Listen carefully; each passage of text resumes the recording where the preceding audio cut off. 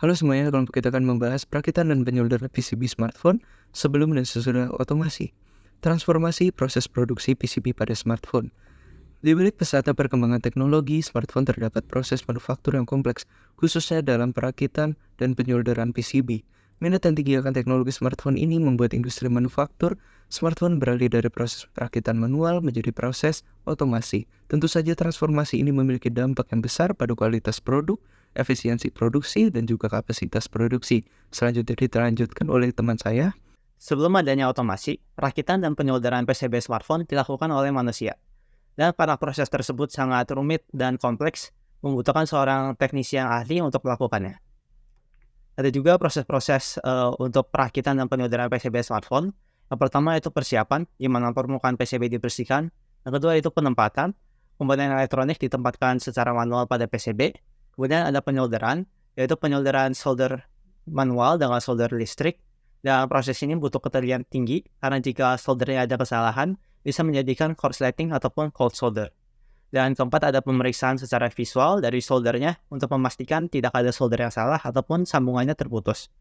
Setelah itu akan dilakukan pembersihan menggunakan bahan kimia seperti alkohol isopropil, dan terakhir yaitu pengujian fungsi dasar dari PCB smartphone tersebut. Setelah otomasi PCB, berikut ada beberapa langkah yang dilakukan untuk manufaktur PCB. Yang pertama adalah pemasangan komponen. Jadi pada langkah ini dilakukan sistem pick and place otomatis dan teknologi penglihatan komputer, dan juga penanganan komponen dengan presisi tinggi. Pada langkah kedua adalah teknologi surface mount.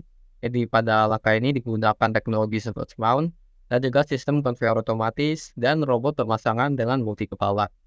Pada tahap ketiga adalah proses penyolderan. Jadi pada proses ini digunakan metode reflow otomatis, kontrol suhu presisi, dan monitoring kualitas. Pada tahap terakhir, yaitu sistem inspeksinya, dilakukan sistem inspeksi dengan optik otomatis, digunakan dengan pemeriksaan sinar X dan deteksi cacat otomatis untuk menjaga kualitas.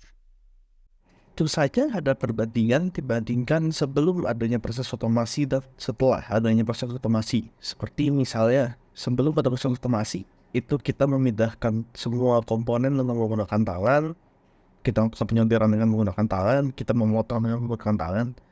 Dengan proses otomasi kita bisa melakukan hal-hal seperti misalnya memotong dengan mesin CNC, memindahkan barang dengan robot pick and place, dan juga melakukan penyolderan dengan bantuan robot.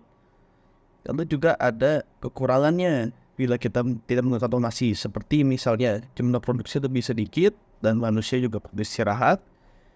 Dan juga karena dikatakan manusia mungkin terjadi kesalahan oleh manusia tersebut, atau juga bisa jadi resiko keselamatan, dan juga diperlukan orang terampil untuk bekerja.